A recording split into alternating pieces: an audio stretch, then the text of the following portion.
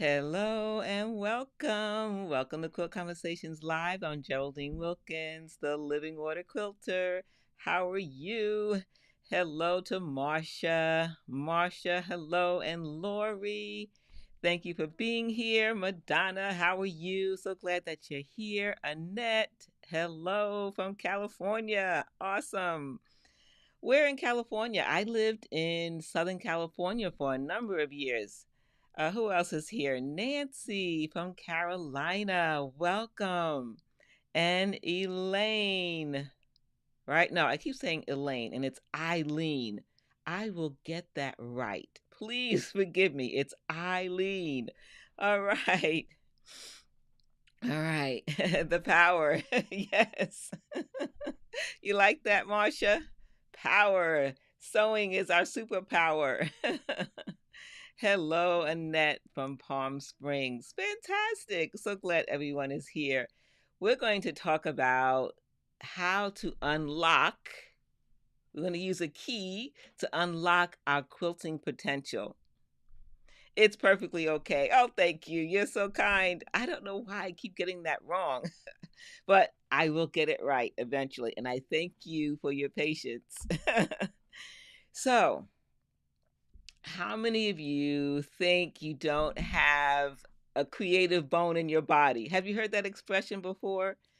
We all have some creativity. Believe it. We have some. Even if you think it's small, we can help it to grow. How do we do that? There are certain things that we can do to help our creativity grow and expand. So we're going to talk about that tonight. So before I do, I have some updates for you. Let's see, updates. Here we go. Updates. Now, many of you may already know about the Quilt As You Go table runner, and this is going to be a perfect example of how we can explore our creativity. Now, I was playing around with this setup all day and I had it perfect, and now it's not. So I'm going to change it and start over with your permission. I'm going to go back to, I'm going to cover this and cover that and start here instead. Okay, we'll get back to the table runner. All right, so I'm starting over. Updates. Are you in the Alphabet Design Free Motion Quilting course? I hope you are, because if you are in the course, it's an online course, you should have attended at least one of the free live Zoom classes about setting up your machine. If you haven't, the next one is coming Tuesday, July 23rd. When you come to the class, guess what? You also get this guide. It's a multi-page guide to help you set up your machine for success, whether it's a domestic machine or a long arm. So if you haven't signed up, check your spam folder. I sent out an email. If you can't find that, send me an email and I will verify that you're in the course, the Alphabet Design course, and I will give you a link to register. It's 7 p.m. Zoom, a live Zoom class. And even if you've taken it before, you can take it again. It's also an opportunity to share some updates, to ask some questions, and how you're doing in the course. Okay? So, what's up? What is next? The next thing is the quilting cruise.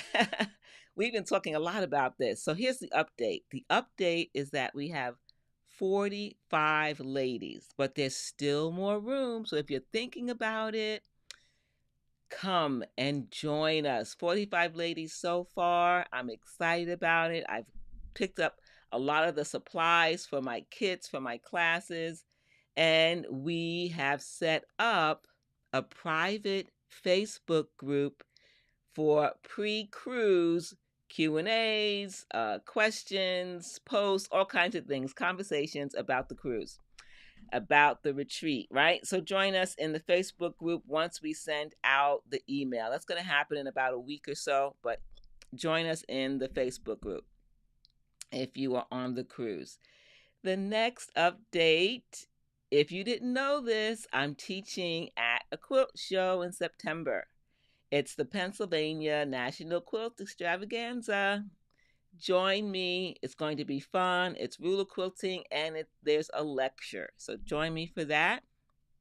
Now it's time for the table runner.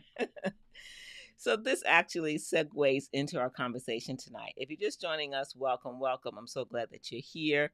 Hello, Wilda. So glad that you're here. Welcome. Who else arrived while I was doing the updates? Let's see. Okay, that's it. Yep. Oh, Lorraine. There's Lorraine. Hey, Lorraine. How are you? Lori, thank you for sharing that email. Thank you. So, this is what you do. You think about how you can expand your creativity. And there's so many ways. We talked about this a little bit before. If you're new to Quilt Conversations Live, you can go back and watch some of the replays. But this time, I got to thinking about series. I quilt in series, meaning I start with one thing and that pushes me to be more creative as I'm working on it to the next one. So I'll make two or three of the same thing, but for each one, I want to try something new. I want to try a new technique. I want to try a different fabric. I want to try different thread, anything to help me push and expand my creativity. And this table runner is no different. It's quilt as you go. Fun way to use scraps. And I'm going to go to my overhead camera now. So here it is, and this is the first one in this series.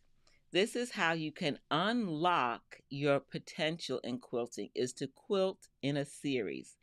And how would that apply if you're not a prolific quilter? It can apply when you're making gifts and say, for instance, you're making gifts for family members and several of them are getting the same thing. You can make them all a little bit differently. If they're getting, say, a t-shirt quilt, each t-shirt quilt that you make for a family member could be a little bit different to expand your skills, as an example. Or if you're doing charity quilts, right? You can take one quilt pattern and use that quilt pattern as a way to expand your creativity with fabric choices, design of the quilting of the quilt, so many ways to take one project and see how you can make it different every single time, especially if you're trying to increase your skills in various areas. So this was one for me. I did this years ago and I wanted to learn more about my decorative stitches. How many of you ladies have machines with decorative stitching?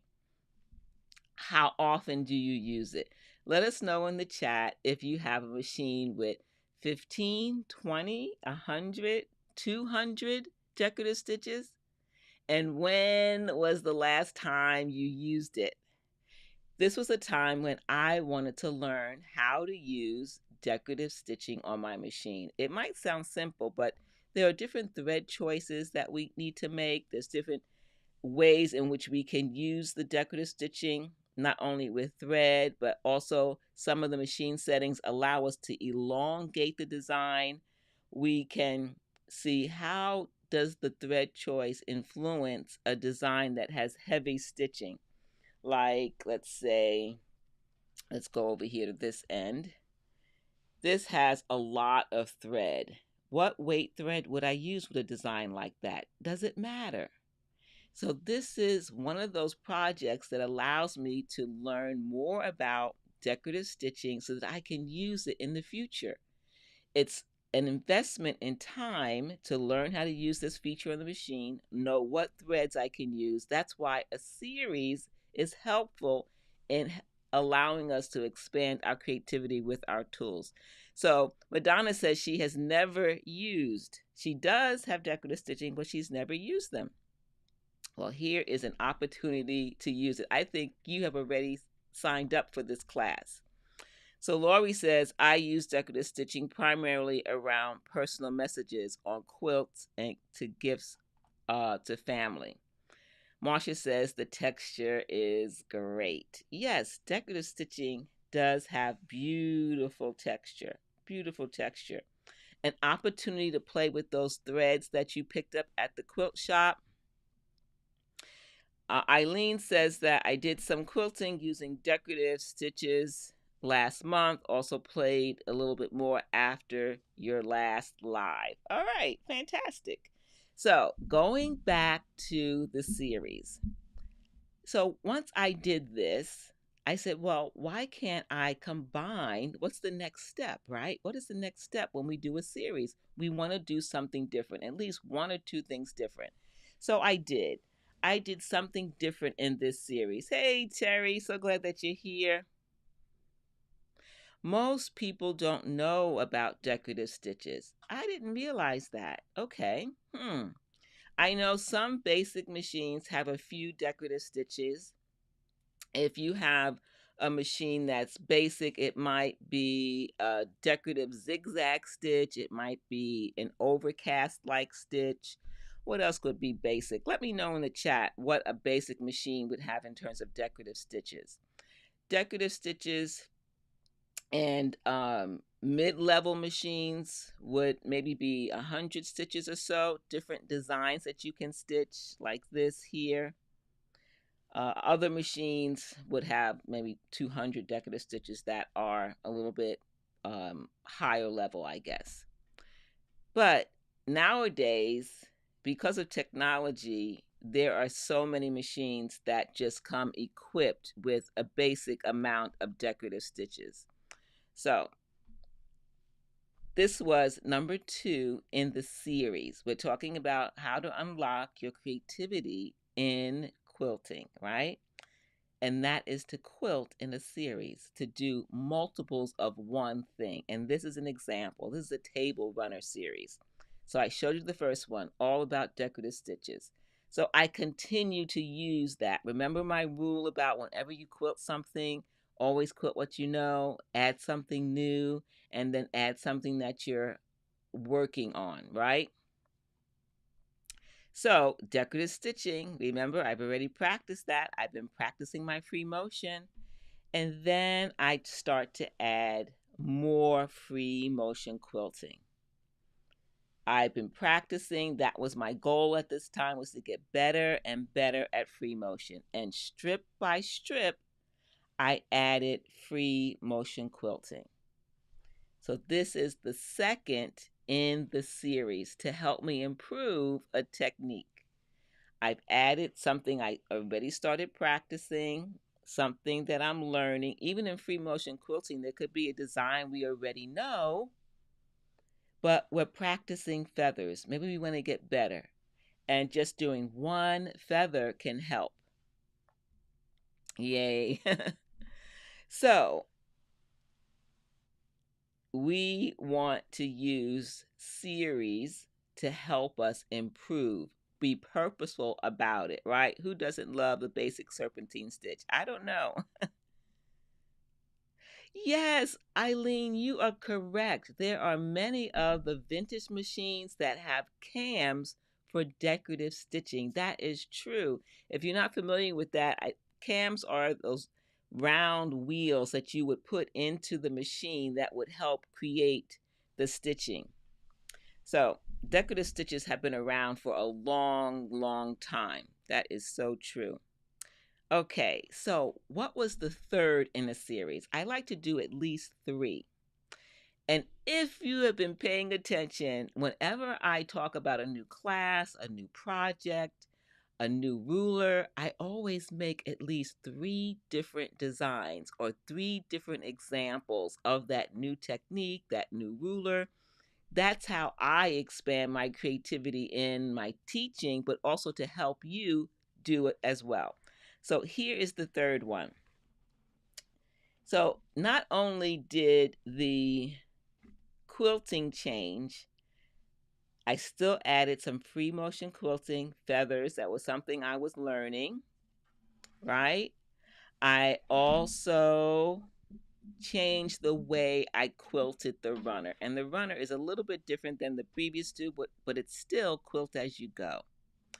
Look at the difference here. Instead of stitching individual strips, I decided to stitch over several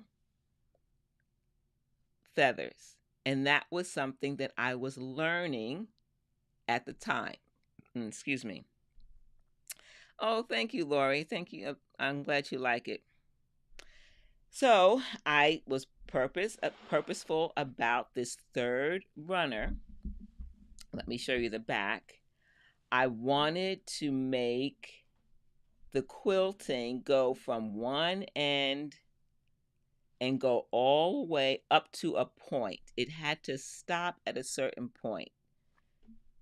That was something new, to combine multiple strip quilting with bigger feathers with individual strip or patchwork quilting. So I start with a small scale when I'm practicing free motion quilting.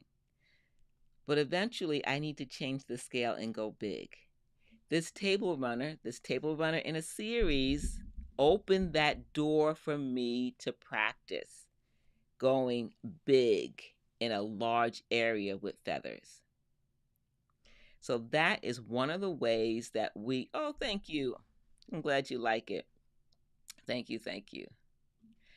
So hopefully you're getting the point with how to unlock your creativity with quilting in a series. We want to take something, it doesn't matter what it is. It could be a quilt, it could be a table runner, it could be a tote bag, anything that we want to make multiple times and use it to unlock our quilting potential. And how do you unlock your potential? And that is by trying a new tool, a new technique, practicing ones that you are starting to learn, refining those that you're doing pretty good at, but you need a little more help. It could be how to choose fabric for a quilt pattern. It could be the same quilt pattern and you're going to do a different colorway. I think Rochelle does that. If you haven't been following Rochelle, she also is someone here in our Quilt Conversations live community. She will do color studies and she'll do colors, reds, yellows, etc., and make quilts based on those colors. That's a way for her to grow as a quilter. She's expanding her creativity by using, guess what? A theme. She's using a theme. And that is the first part of our discussion tonight, is using a theme for your series. We just talked about a quilt as you go table runner using decorative stitching and free motion quilting. Variations of those three is the theme. The table runner could be a theme based on a fall table runner for fabric choice, a holiday table runner, it could be a spring table runner. But in terms of techniques and expanding my creativity, the theme is in stitching is decorative stitches and free motion. How can I change those two as I create my second and third runner in the series? Yes. Hey, there goes my brother. Hello. Ladies, my baby brother. I call him my big baby brother. Did you know that he also sponsors Quilt Conversations Live? You know, in the beginning where it says sponsors, that's my brother, Arrington Strickland. He is the owner and operator of AJS Investigations. He helps legal teams investigate for all kinds of things, prosecutions, everything you can think of. Legal teams. He helps with investigations. So thank you for being here, brother. So we've talked about themes. What is the next thing that will help you unlock your creativity? Practice, of course. Practice, practice, practice. But we want to have purposeful practice. I just showed you an example how I was very purposeful about practicing my free motion quilting. All right, so that's important. What is else important? Experimenting. When we have a series of quilts or table runners or tote bags or zipper pouches, it gives us an opportunity to experiment, to freely experiment. When we do that with small projects especially, It's okay if we mess up because this is our opportunity to experiment and see what happens. And if the result isn't what you like, then what do? You change it. But unless you try, you don't know what works and what doesn't work. So you want to experiment. What's the next thing we want to do when it comes to unlocking our quilting potential? The next thing is our voice.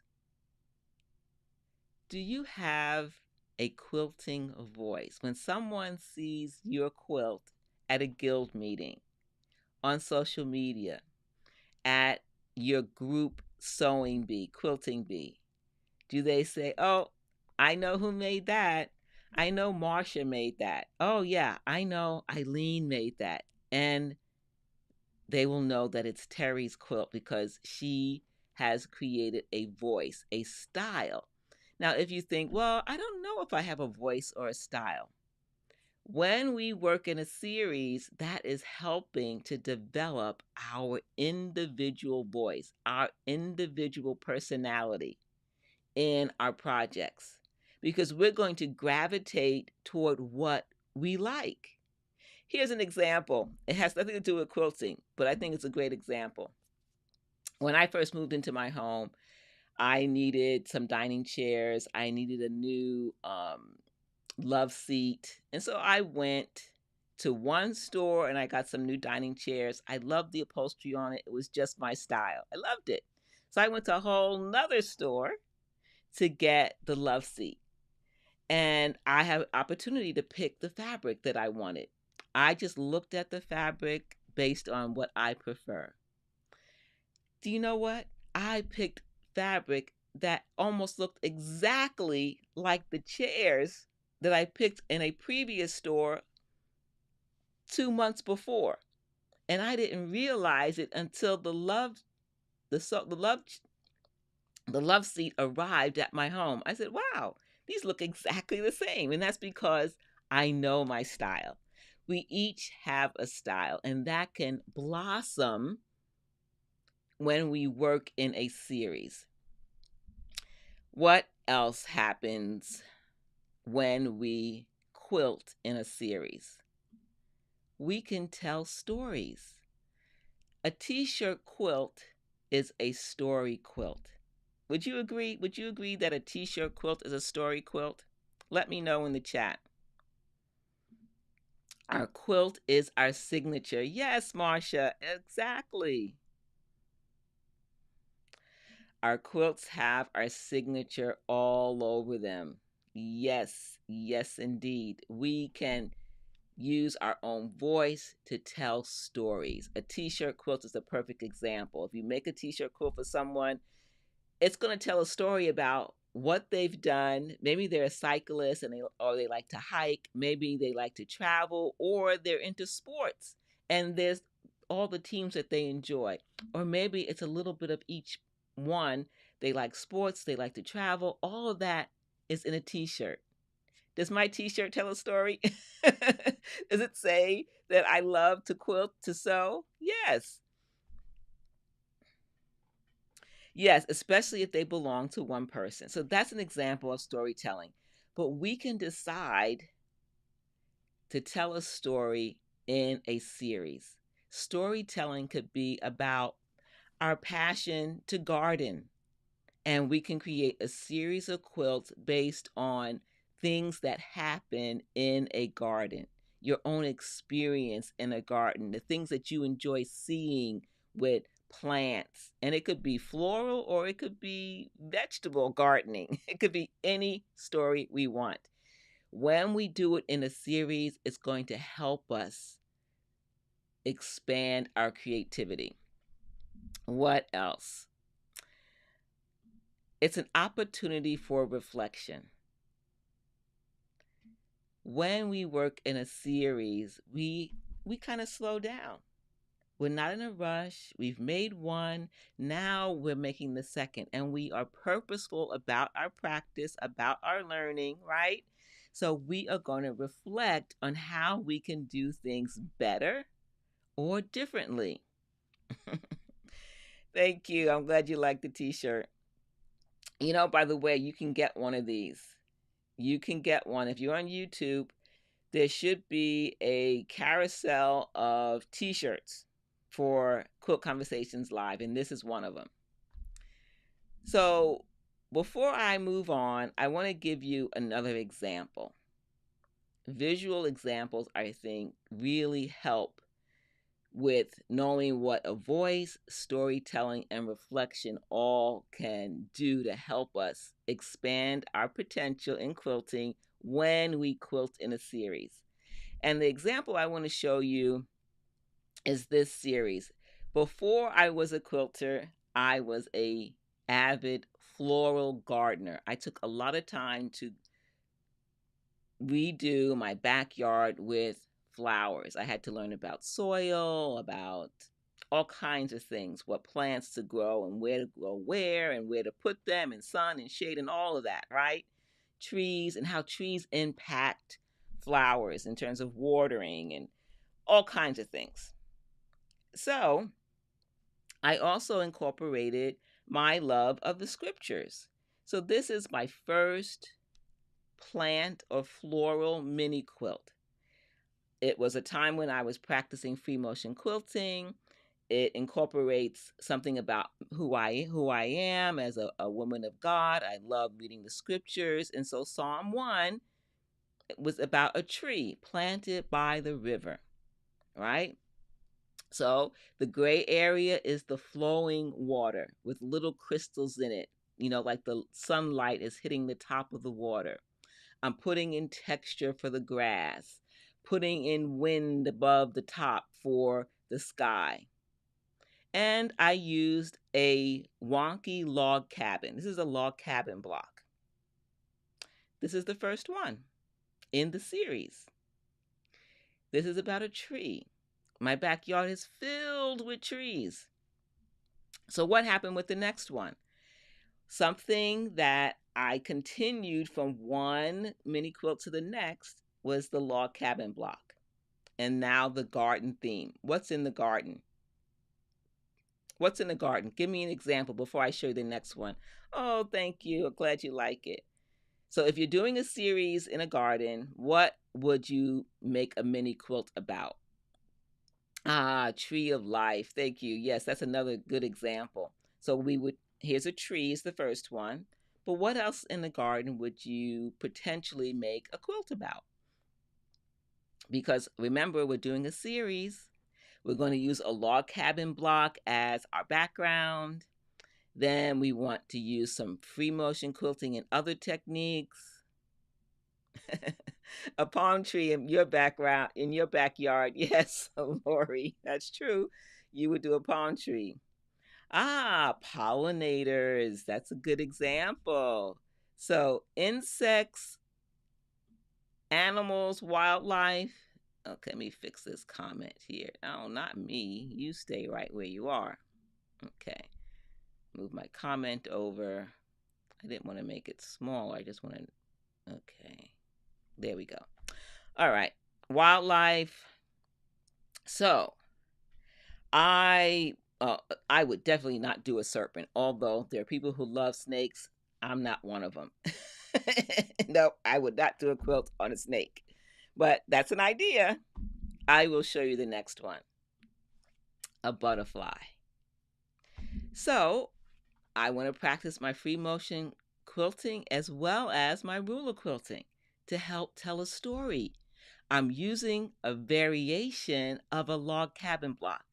You know how the log cabin block has a small square in the center? Instead of a small square, I made a big square in the center, but I still put strips around the square. So it's still a log cabin block, but it's a variation.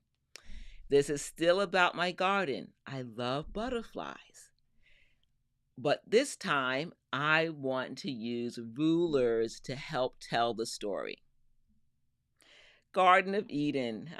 Seeds you plant. That's another good idea. I like that, Madonna. So this is what you would do in the series. You would say, what is of interest to me? Remember, it's our individual voice.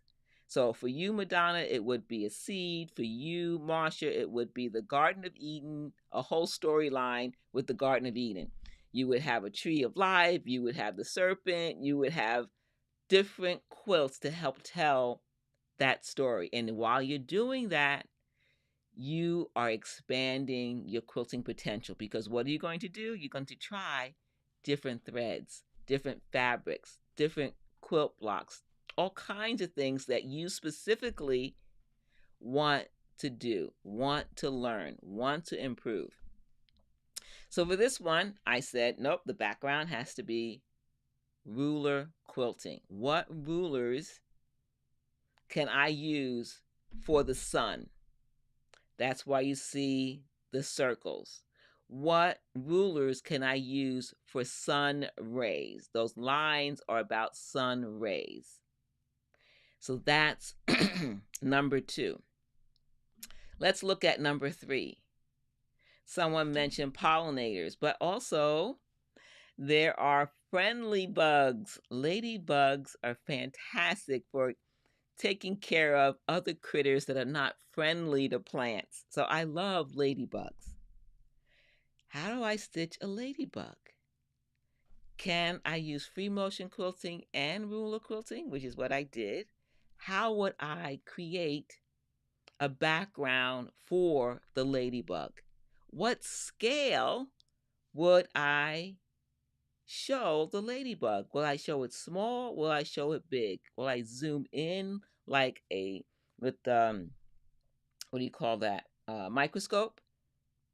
These are all the things that you start to think about when you're quilting in a series.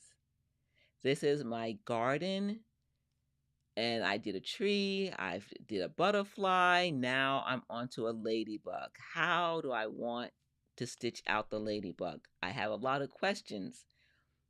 What will my log cabin, remember there's one reoccurring theme with the background, the log cabin. Are they? I didn't know that. I'll consider it lucky. I love ladybugs. They are good insects for the garden. Look at all that texture. So there's a combination.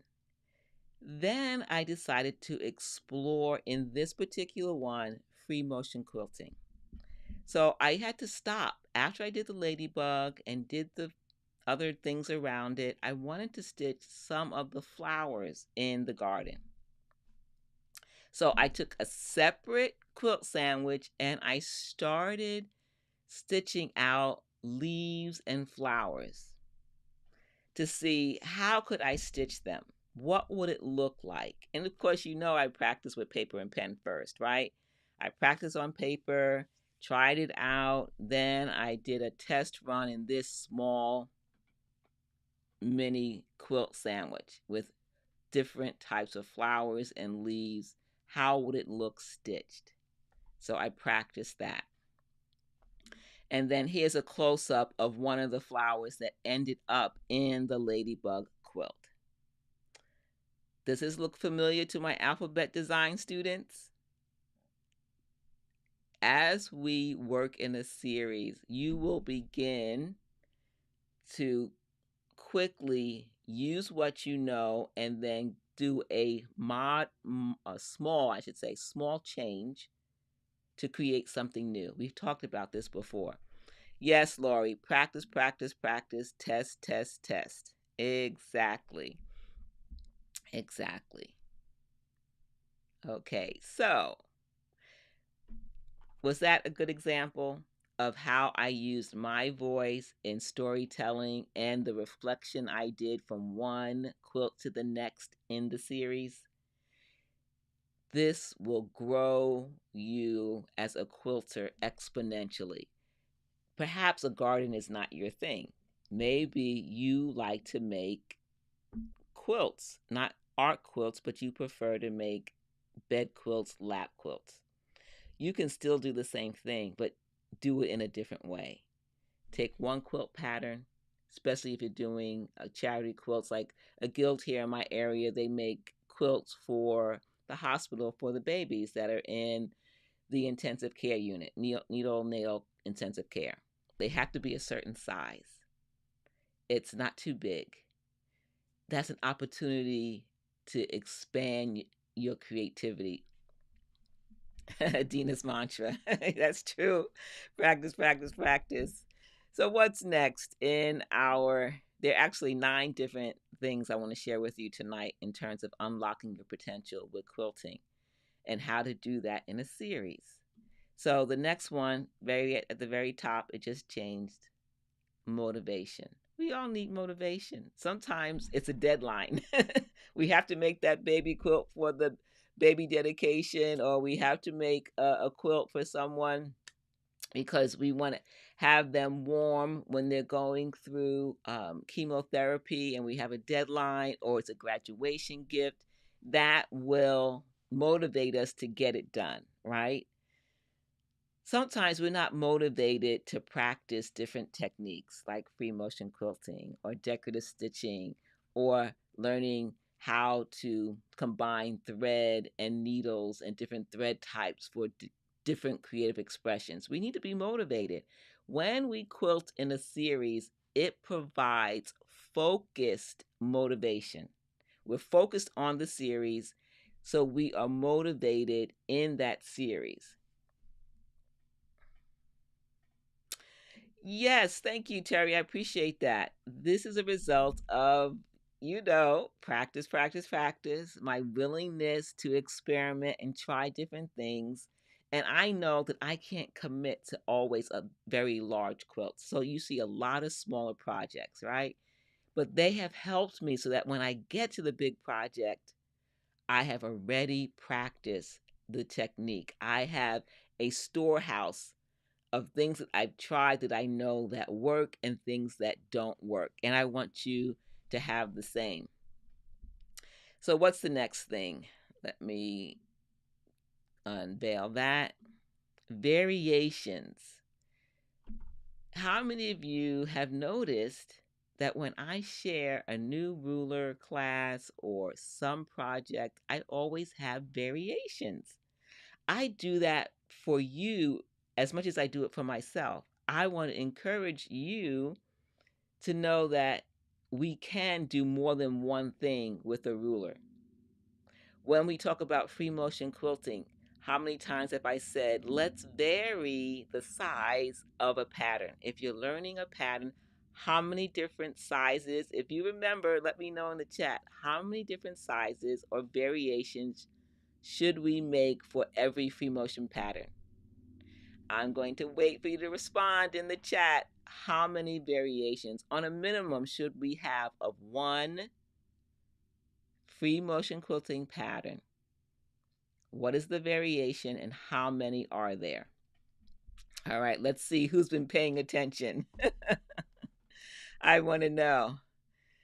The next thing, which is very important, is feedback.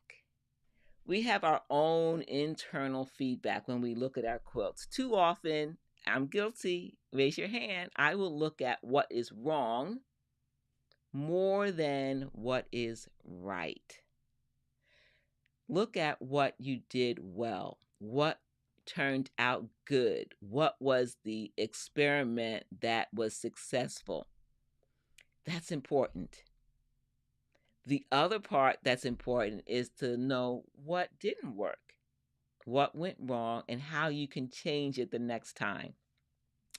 Yes, Nancy, there are 3 minimum variations in free motion quilting. But what are they? What are the 3 variations? When we work in a series, a quilting series, we will unlock our quilting potential. Yes, Lori, small, medium, and large. When we practice a free motion quilting design, we want 3 variations. Small, small enough that it can go around an applique quilt block. We want medium, enough that it can go over comfortably on an entire quilt block or an entire quilt. Then we want large, so it could be our edge to edge quilting pattern. 3 different sizes, 3 different variations of the same thing. When we practice that, with every design, we will improve. We will have not only improved, but we'll have more options. So if you are learning a design today, let us know in the chat what design you're learning, whatever it is. Free motion quilting, machine quilting design. Let's commit to learning it in 3 different sizes: small, medium, and large. And how do you do that? For every project that you have coming up this year, you're going to find a way to put that design in a quilt, small, medium, and large. It doesn't have to be the whole quilt. It could be an area of the quilt. It could be the background of a quilt, right? It could be the sashing or border of a quilt. Find a way to put the design in a quilt, small, medium, and large. Excuse me. I'm going to drink here.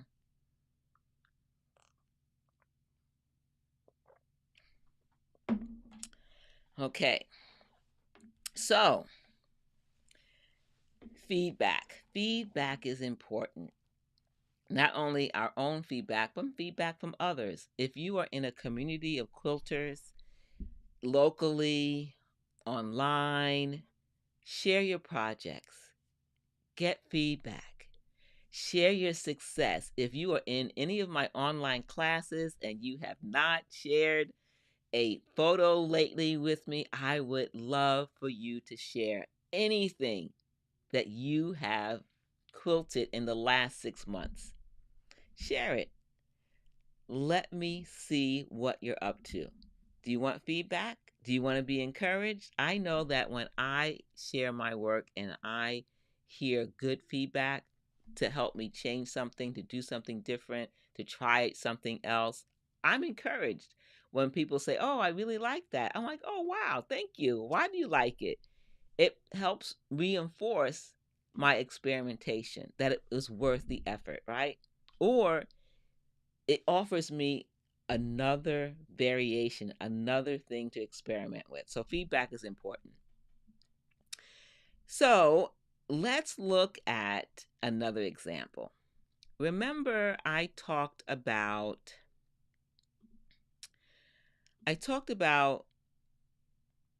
how often when I teach, I share variations. I share multiples, right? And the multiples help me as I teach different techniques or patterns, but multiples also help you to see how much you can get out of a tool. A lot of quilters who design different tools, they often show you variations of that tool, how you can use it in multiple ways. We want to practice that ourselves, right? This is what the quilting in a series is about. It's about using multiples to help us unlock our creativity. And that for you can be all kinds of things. I like to know, what would you like to get better at? Picking fabric? Um, would you like to get better at choosing thread for your quilt projects? Would you like to get better at ruler quilting or free motion quilting? What areas? Maybe all of those. How will you use all those things in a project to get better and to do it in a series? Sometimes taking a class can help you with that. Sometimes it's working privately on a project like a t-shirt quilt can help you with that. My help, excuse me.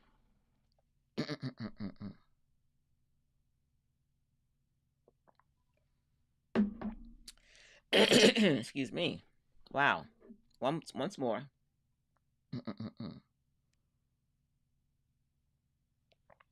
Okay.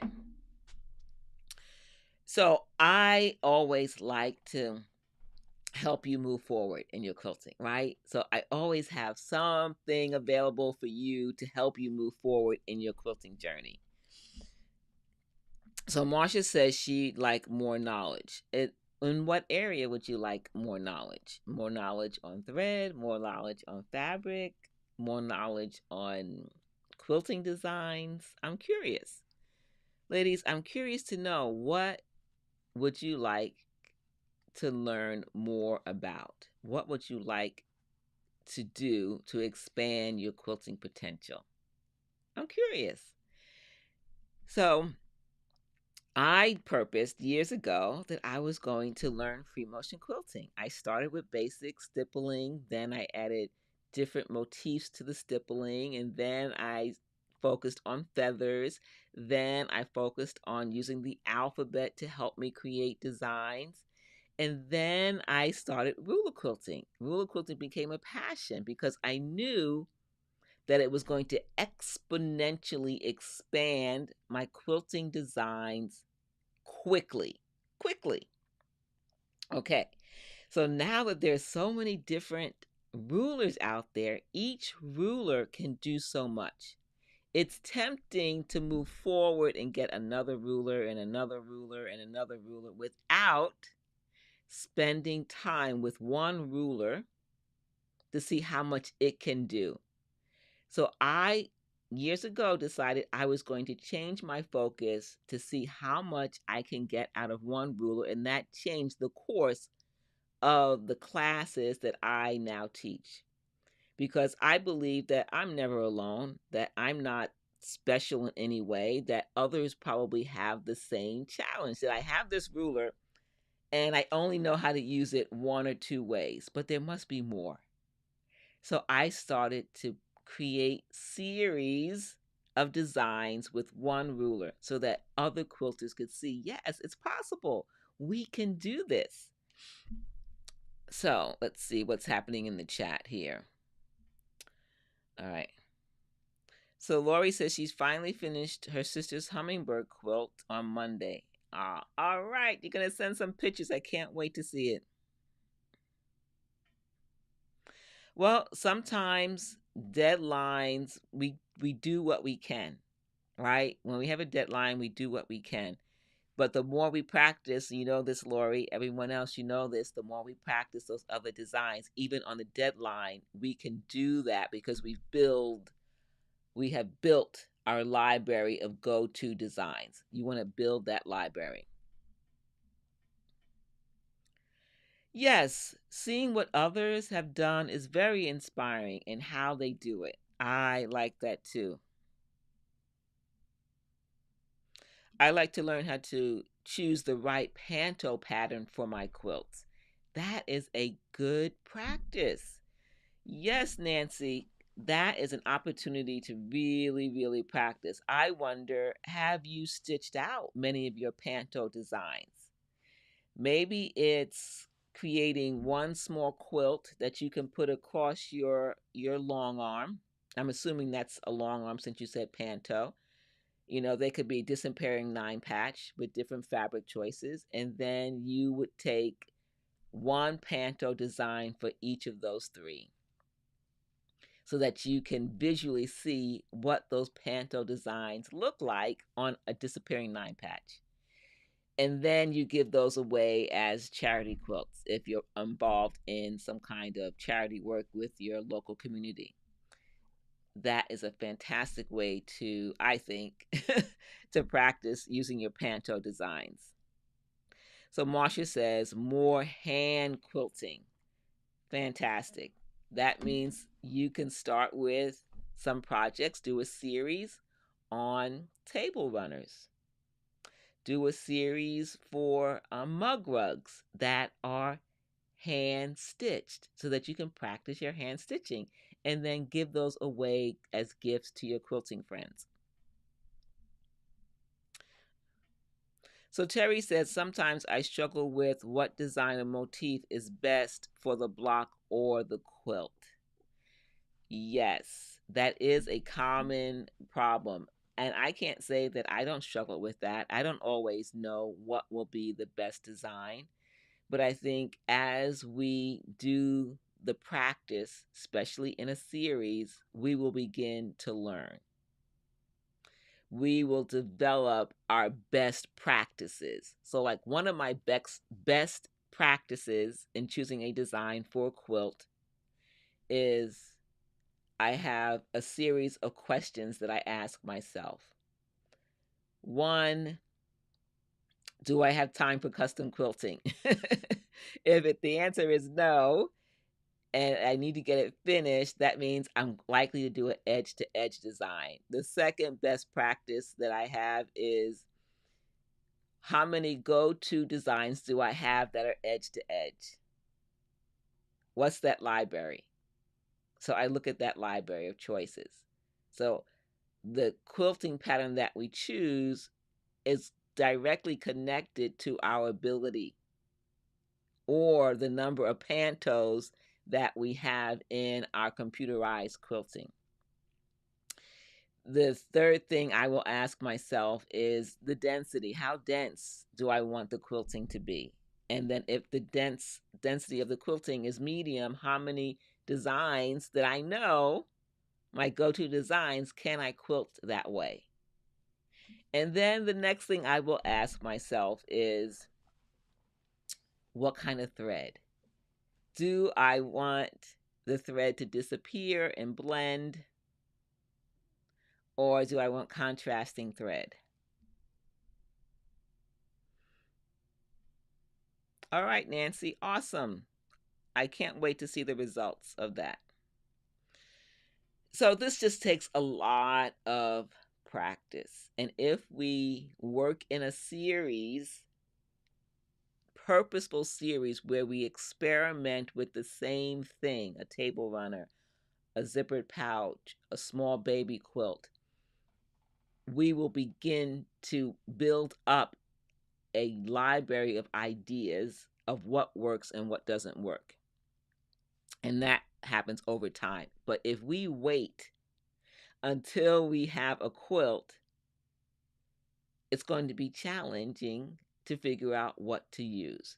The reason why most long armors who have a frame and they do this for a business are able to choose the right design, who can guess why or how they're able to pick a pattern for your quilt if you send it to a professional long armor that works with computerized quilting? How do they know what pattern to choose? How do they know? Great. I'm so glad. So glad. How do they know? I'm curious to know, how do you think they know what pattern to choose? Based on what I've shared so far about quilting in a series and why that works. As you think about that, I'm going to move to the next thing. We're almost at the top of the hour. And this is an example. So, without you knowing, I have been sharing with you series, practice in a series, quilts in a series. They have their own experience and library. That's right. Because they are because they are quilting quilt after quilt after quilt, all kinds of quilts. They are gaining experience. They are quilting in a series. They are quilting big quilts continuously, and they are learning what works and what doesn't work. So they are building their skills to be able to know what designs work with quilts with curves, what designs work well with geometric, straight edge, hard edge quilts. They're learning what threads work with certain colors, the value of threads when it's a very light quilt or dark quilt or medium value quilt. They have this experience. So you want to gain that experience, you have to quilt more. You have to stitch more. So quilting in a series, small projects for things that you already have on your calendar. So if you make charity quilts, this is perfect. If you make gifts, that you hand sew, that you machine sew. Use those to help you unlock your potential. All right. So here's an example. As I mentioned earlier, I'm teaching at the Pennsylvania National Quilt Extravaganza. And every time I share a class, whether it's an online class or a in-person class, I always have examples, multiple examples, series, right? Series of examples of how this one ruler can make multiple designs. And so this is how I teach now, because I want to encourage ladies to unlock their potential. And unlocking your potential is experimenting with one technique in multiple ways. So this is one template. This is called Connect the Dots. That's the name of the class. I show you how to use this one template in every template when I start to experiment to figure out what I'm going to teach you. I always think about how I can use it in blocks, in borders, and in sashing and edge to edge. So I have 4 different ways or variations that I always include. Oh, I'm so glad. I'm so glad. Yay. So this is one class. The next one, let's see, is power lines. This is the one that started it all. If you don't know this history, when I started quilting, um, I started with free motion quilting, then I started with ruler quilting. And when I started teaching ruler quilting, I started by teaching 6 different rulers in one class. This is what they encouraged me to do. I was new to teaching, but I quickly learned that it was too much and it was really unnecessary. So I started with one ruler for straight edge and gentle curve quilting. And it started with power lines. So all of this was quilted with one ruler. Variations. These are all mini quilts, right? Mini quilts, fabric panel. How can I quilt it different? Is this a series? This is a series. Each panel allows me, because it's the same thing, to take that one ruler and see how can I quilt it differently.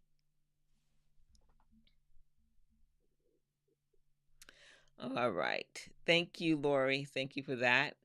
So this is why I'm encouraging this series. And if you're new and you're just joining me, this is a class that's going to be at the Pennsylvania National Quilt Extravaganza. I can't wait to meet many of you in person for these classes. The Power Lines is a beginner class. The Connecting the Dots, again, is another beginner friendly. And these are all on a domestic machine. I'm teaching on a Bernina domestic machine, these ruler quilting classes to help you quilt in a series using one ruler to create multiple designs. Okay, so there's one more class that I want to show you that is an example of what I do as a teacher, as an instructor, but I'm also a quilter, right? So I'm also looking to build my library of go-to designs. And that also comes out of the things that I create for you for these classes. And one is called a hexagon. It's a hexagon shape. Sounds simple enough, right? How many different designs do you think we can make with a hexagon shape? I'm going to show you a few. This is, again, a class that I'm teaching at the Pennsylvania show, but I'm going to show it to you live. I'm going to go to my overhead camera.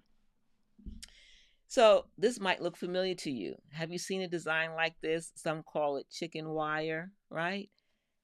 How to stitch this design with a hexagon continuously without breaking thread. That's a technique that you would learn in the class. But again, edge to edge. The hexagon template that we're going to use has 4 different sizes. This is one size. So that means that this can be stitched in how many variations because the rulers change? 4 different sizes. Remember, we always want to do something in multiple sizes. So when you see an acrylic ruler that has one shape, but it comes in multiple sizes, get that ruler. One that has only one size is fine, but I prefer rulers that have multiple sizes. So you learn with a small or medium size, and then you replicate it in a bigger size. So this is one example. This is the template, same template, but different design, right? One hexagon shape. How can we use it to create different designs? So this is how it can look, just like this here, this side. It just depends on how you stitch it out. And I show you how to do it. Variations. Now, does this take time? Yes. I, just like you, have to play. I have to spend time with quilting in a series to learn how I can do something different with the same thing. Okay, here's another example. This is an edge to edge where it's all random. It's parts of a hexagon, but it's random. It's an edge to edge. Remember I said not only getting a template with different sizes, but also we want to be able to stitch edge to edge designs, border designs, sashing designs, right? Block-based designs with one template. Variations. And so here's an example of what we can do in a border. Again, the same template. But did this just happen by itself? Or did I spend time, which is what I'm encouraging you to do, is to spend time learning a technique, learning a ruler, and learning how many different ways you can stitch something. Border, sashing, edge to edge. Can I add free motion quilting to this? I certainly can. Here, this is open, right? And then I think this is really fun. If you know chemistry, who knows chemistry? Do you know what this says in chemistry? This is what happens when we quilt in a series. We begin to reflect and ask more questions. We begin to think about what else can I do in this series. This says something in chemistry. I want to know if you know what that means. It's from here up. Okay? So, have you thought about how you're going to unlock your quilting potential by using my suggestion to quilt in a series? To take something like the Lydia tote, which is the course of the month, and quilt it different ways. To make the tote twice and gift it as friends, but to friends, but use it as an opportunity for unlocking your potential.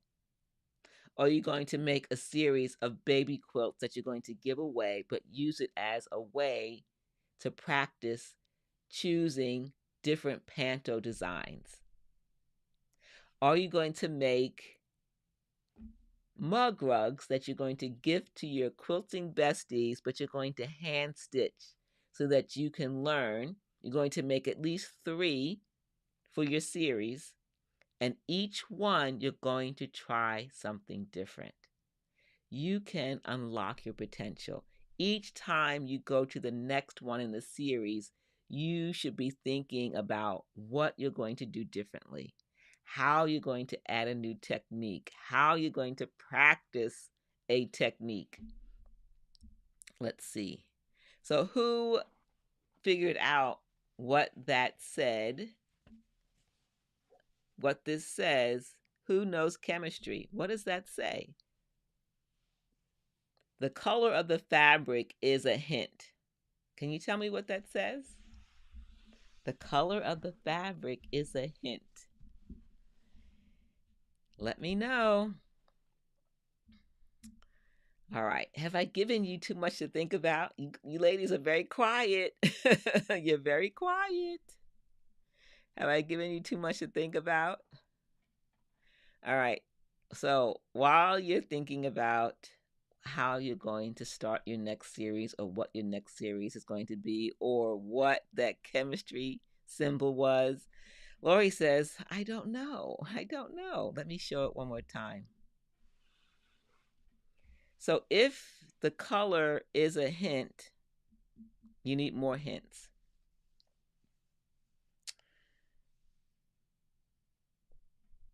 It is a lot. It is a lot. Yeah, you are right, Eileen. It is a lot. So from here up, remember we talked about early on themes.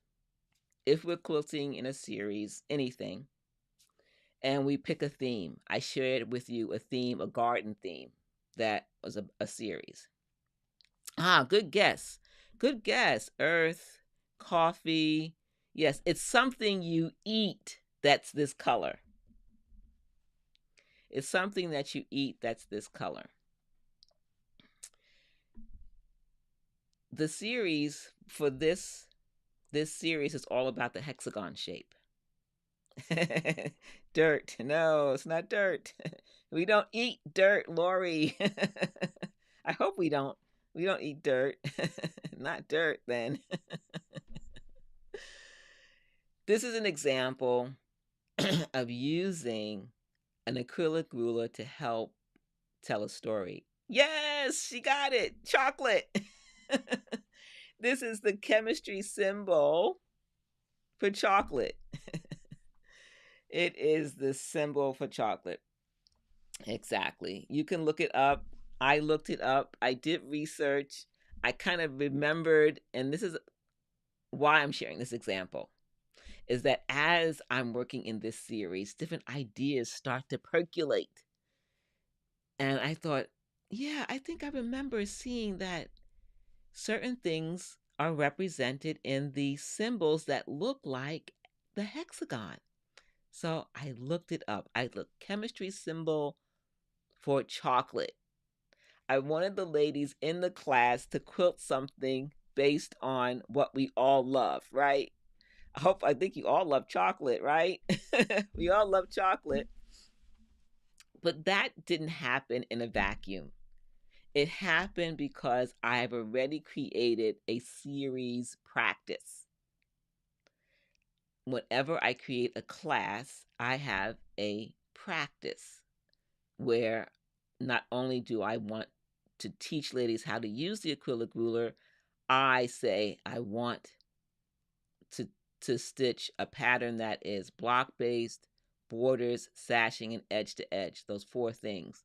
But I also want to include something that's a little bit fun, a little bit different. And as I'm doing that, different ideas start to percolate.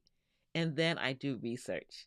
So that's how the chocolate chemistry symbol happened, because I've made a practice of creating in series. All right, ladies. Well, I think that's it for tonight. It was a lot. If you joined us late, don't forget about all the resources that are available to you to help you quilt in a series, to move to the next level. The Quilt As You Go is a brand new course. It includes free motion quilting designs. It includes the instructions on how to make the runner. There's so much in it. Go take a look. Go to the website. The link is at the top if you're on YouTube, and at the top of the comments in Facebook. The other thing is, join me if you can in person. I'd love to meet you in person and help you on your journey for ruler quilting. And of course, the cruise. It's happening in November. Can't wait to meet those of you who are joining us. The email will go out soon for the Facebook group. We can't wait to start chatting with you and preparing for our retreat at sea. Thank you again for being here. I can't wait to see you in a couple of weeks. Have a wonderful summer. Start your quilting series. If you're in any of my online courses, please submit photos, ask questions. I want to see what you're doing. Allow me to be your quilting coach. All right. And Madonna says 112 days until a cruise. She has a countdown. You're welcome. You're welcome. You're welcome. You're welcome. You're welcome, Wilda. Mahalo, Lori. Thank you, Lori, for being a extraordinarily wonderful moderator on YouTube. Couldn't do it without you. Thank you so much. And if I forgot, I think I did. If you're interested in the Lydia Tote Bag course, remember it's the course of the month, but this summer I've made the discount huge. It's 50% off. So take the class, start quilting, ruler quilting, straight edge quilting in a series. It's a fantastic course. It's step by step. Many ladies have made beautiful totes and have learned how to ruler quilt without marking. They've learned how to do a whole cloth in the class. There's so much in this course. Put Lydia 50 and you'll get 50% off.